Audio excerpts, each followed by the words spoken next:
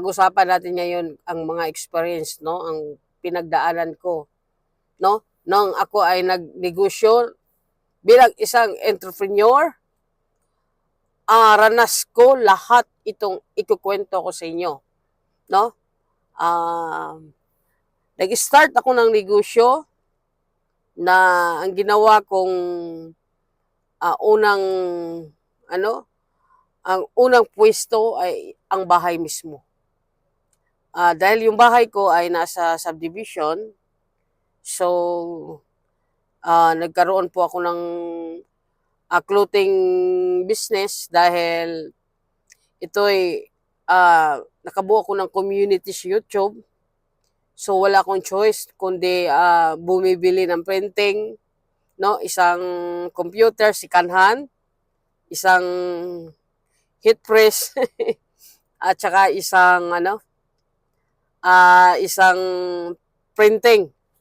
So hindi ko pa alam na maraming klase pala ang printing. So ang nabili namin doon, klase yung tawag doon rubberized. So yung dinidikit lang, hinihit press, then dinidikit lang. So yun ang mabilis. So doon dito nagsimula kami, 4 na tao. 4. Pinsan kong buo, isang pamangkin ko, isang kaibigan ko, ako, 4 kami. So yan po ang nagsimula yung coach.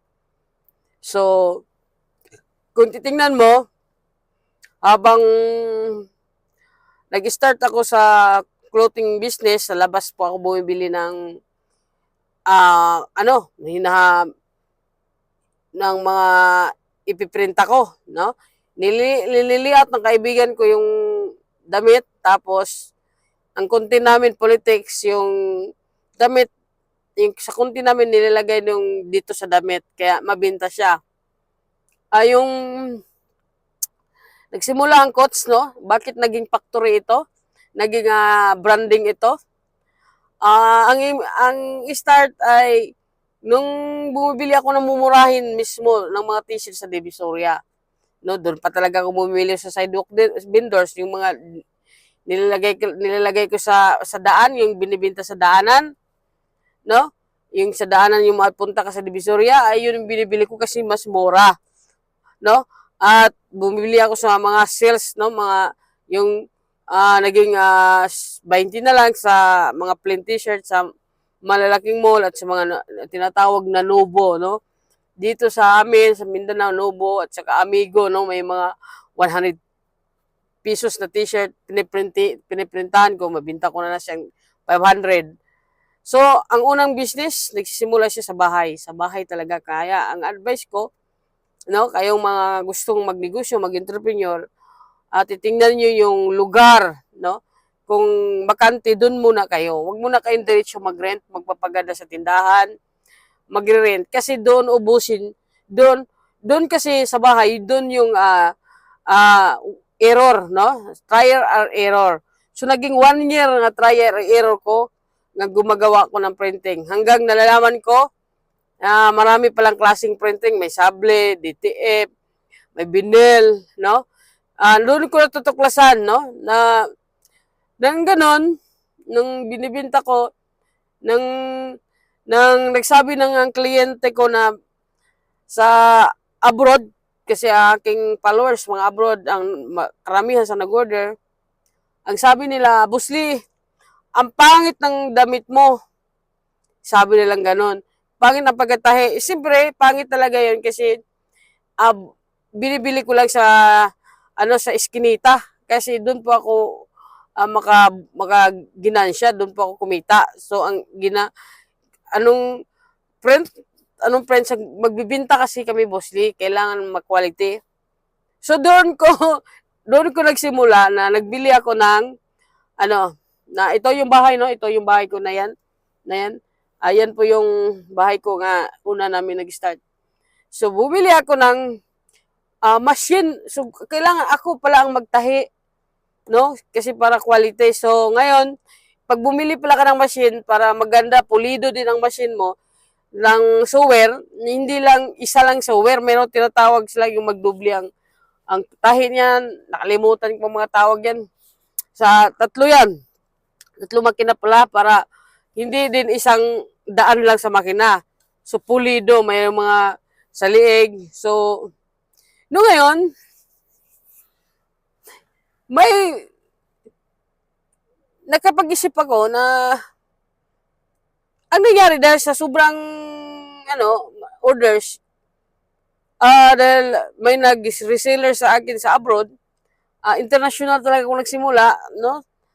Ang ginawa ko, dinala ko naman yung mga makina kasi doon na naman sa amin sa aming bahay sa medyo bundok, no, yung bahay namin mas malayo, hindi bundok, mas malayo dito sa city.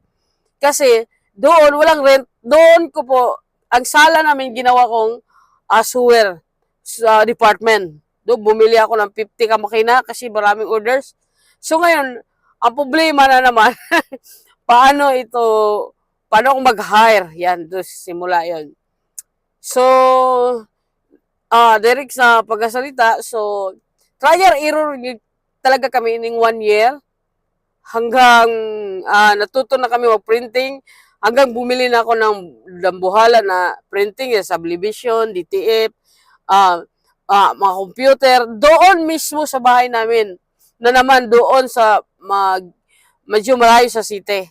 So, walang tao. Doon ang ginawa kong naging factory doon, no? Grabe. Akalain mo, ma-execute, mag-execute ka ng factory na, na hanggang nagkapera ako, dinugtungan ko na second floor kasi bumili na ako ng dambuhala ng sublimation machine, printing machine, at saka nagkaroon ako, dahil naisip ko na kailangan mayroon din akong branding, hindi lang ako manufacturer, branding ako, ang coach. So nagtayo ako nagrent ako ng pwesto na lalagyan ko ng showroom sa mga pinapatahian. Kaya naging factory ko, rebranding builder na grabe. So ngayon 5 taon na ang negosyo. So magsimula talaga tayo sa maliit, no? Bago po tapos pag-aralan mo na ang negosyo, yung mapapayo ko. Huwag basta-basta lumaki, pag-aralan mo na ng negosyo ng 1 taon. Execute lang, kung pangit ang quality, babaguhin hanggang hindi ko akalain nang lumaki siya hanggang yun. So, wag talagang mainip dahil sa 1 taon, 2 taon, 3 taon, 4 na taon, hindi mo naramdaman ang kita. Talagang kailangan mo munang magkaroon ng active income. Yung araw-araw may income ka para magsuporta sa iyong long term. Kailangan may isip kang short term at long term. Kasi kung long term lang, hindi ka makarating sa 5 taon o sa sunod pa ng 10 taon. Kung wala kang short term. Kasi ang short term income, yun po yung doon mo din kukunin paano ka magkabenta ng mabilis. So doon mo rin ang strategy mo, doon din sa business mo. Pag-aralan mo muna ang short term, nakitaan, bago ka mag-isip ng long term. Pagsabayin mo lang yan, short term o long term, dalawa yan, hindi pwede mag-isip ka lang long term. Kasi isipin mo long term lang, hindi mag-sustain yung negosyo mo. So may long term ka, pero may short term ka, pagkikitaan mo para tumagal ang negosyo mo. So sa sunod i-explain ko yan, no, mga ka-coach. So maraming salamat at sana ay natutunan nyo kahit paano, no. Ang paliwanag ko ay baka ko lang nakaintindi. Maraming salamat.